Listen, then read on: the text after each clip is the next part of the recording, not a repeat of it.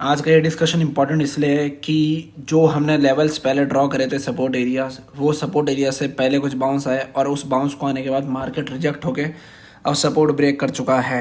जो important support था 23,000 का, जो मैं कंसिडर करके चल रहा था और मैंने बहुत सारे लोगों को बताया भी था कि ये मेरे लिए बहुत इंपॉर्टेंट सपोर्ट होने वाला है। और इवन उस टाइम पे मैंने भी अच्छा खासा इन्वेस्टमेंट मार्केट में कर दिया था। पर अब क्या करें, अब मार्केट और नीचे जा चुका है। मार्केट आ चुका है 22,829। तो अगला सपोर्ट जो यहाँ से दिख रहा है वो मैं आपको बता देता हूँ। पहले तो वो है आपका 22,600। 22,600 के पास में एक स्ट्रॉन्ग सपोर्ट नज़र आ रहा है, जहाँ से एक मार्केट में बहुत अच्छा बाउंस आने के चांसेस है। अब आप एक चीज़ नोटिस करना कि मार्केट में हो क्या रहा है। मार्केट में फॉल आ रहा है क्योंकि वैल्यूएशंस कंपनी के बहुत ज़्यादा हो गए थे। बट एक्चुअल में जो पॉजिटिव न्यूज़ आ रही है वो पॉजिटिव न्यूज़ भी मार्केट डाइजेस्ट नहीं कर पा रहा है, क्योंकि मार्केट ऑलरेडी नेगेटिव जोन के अंदर खड़ा है और लोगों में फियर है। जैसे ही मार्केट में एक बाउंस आता है, लाइक जो यहाँ एक बाउंस आया था, देखो ये जो बाउंस आपको नजर आ रहा है, इस जगह से यहाँ तक बाउंस आया था, वो बाउंस फेल हो गया और मार्केट यहाँ गिर गया। एक बार यहाँ से ये बाउंस आने की कोशिश हुई थी, यहाँ तक मार्केट गया और फिर गिर गया। ऐसा क्यों हो रहा है? ऐसा तब हो रहा है जब मार्केट में नेगेटिव सेंटिमेंट बहुत ज़्यादा क्रिएट हो जाते हैं। जब ऐसा टाइम आता है तब जो पॉजिटिव न्यूज़ होती है वो ज़्यादा फ्लोट नहीं हो पाती मार्केट में, और नेगेटिव न्यूज़ जो छोटी भी होती है वो मार्केट में फ्लोट होती है। एज वेल एज आईटी के अंदर जो एआई का बूम आने वाला था, उस एआई को लेके आपने देखा था बहुत सारे स्टॉक्स भागे थे, पर अब उसका रिप्लेसमेंट आ गया है। डीप सीज करके चाइना ने निकाला है, वो एक तरीके से मार्केट को पूरी तरीके से डिसरप्ट करने वाला है। और वो डिसरप्शन आप आज अगर देखोगे यूएस के मार्केट में नेस्डेक वाला काम क्या हो रहा है, तो वहाँ पे अच्छा खासा फॉल आ रखा है नेस्डेक के अंदर भी। इसी वजह से आज जो इतनी सॉलिड रेड कैंडल बनी है और जो इंडियन मार्केट में फॉल आया है, इसके पीछे ये भी ट्रिगर पॉइंट था, क्योंकि आईटी सेक्टर था वो वीक हो गया था। तो ये सारे जो है सिस्टम ये पीछे चल रहे हैं। पर इस दौरान आपको क्या करना है?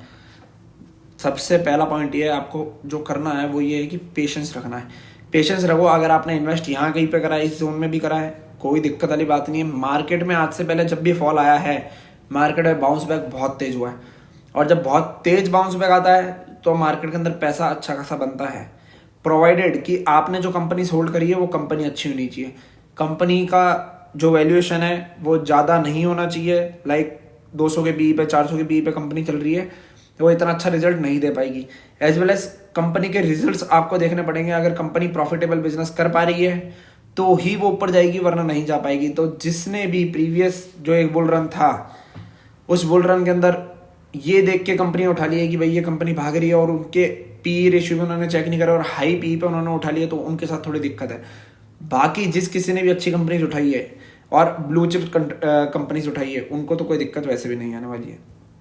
इंपॉर्टेंट पॉइंट ये है कि अगर अब आपके पास फंड अवेलेबल है और आपका मार्केट अगर यहाँ आ रहा है, तो आप और ज़्यादा इन्फ्यूज़ कर सकते हो अच्छी कंपनियों के अंदर पैसा। एज वेल एज यहाँ से जब बाउंस आना चालू होगा मार्केट के अंदर और अपसाइड थोड़ा बाउंस जाता है, तो आपके कुछ स्टॉक्स होंगे जो ग्रीन में आना चालू हो जाएंगे। जब वो ग्रीन में आएंगे तो आपको ये ध्यान रखना है कि जैसे ही वो ग्रीन में आए, आप उनमें से एग्जिट ले लो। अगर कंपनी अच्छी नहीं है तो उसमें प्रॉफिट बनाने का मत सोचो, जस्ट अपनी कॉस्ट के आसपास निकलने का सोचो, क्योंकि जब कंपनी अच्छी नहीं है तो लॉन्ग टर्म में पैसा बना के नहीं देगी। वो जस्ट इस बुल रन के अंदर भाग गई, इसका मतलब ये नहीं कि हर बार भागेगी। तो पैनिक होने वाली कोई सिचुएशन मुझे नज़र आ नहीं रही है। अगर आप ये देखोगे, देखो ये वाला लेवल मैं आपको एक और बताता हूँ।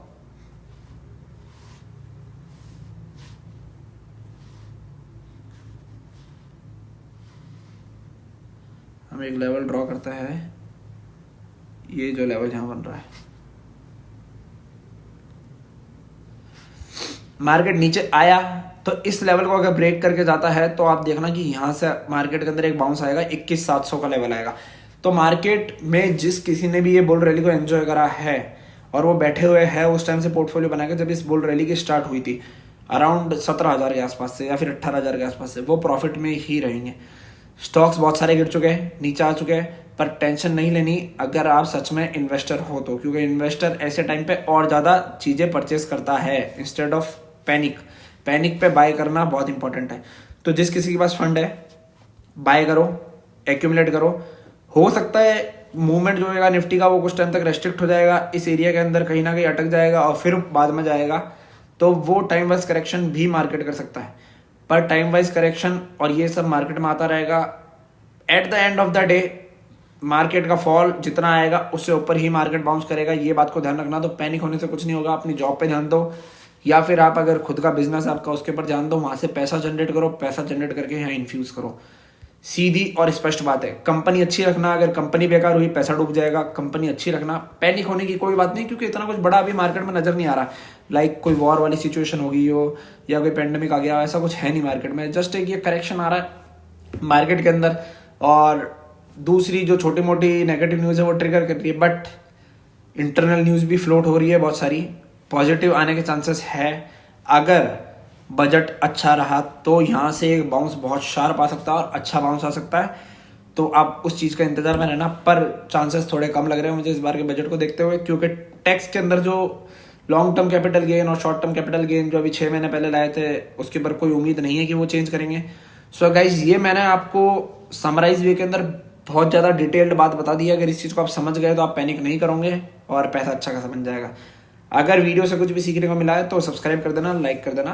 Thank you.